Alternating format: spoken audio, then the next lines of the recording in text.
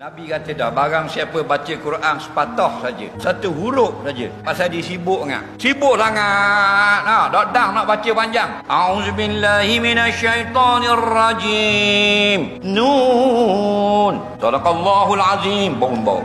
Nun sepatah siapa baca sepatah saja, falahul hasanah. Dia akan dapat satu pahala. Al hasanah bi asyri amsalihah. Satu pahala akan diganda 10. Allahu Rabbi. Orang yang baca Bismillahirrahmanirrahim nak turun tangga rumah, dia akan dapat 190 pahala. Orang yang baca Fatihah lepas garik atau lepas isya, atau nak pergi muka Fatihah dulu sekali, belum naik atas motor ke laut, dia akan dapat 1560 pahala. Kerana Fatihah ada 156 huruf kali 10, 1560. Kaya tak? Tapi Allah tak bayarlah cash dalam dunia. Kalau bayar cash 1560 Fatihah, orang ngisyak ngaji.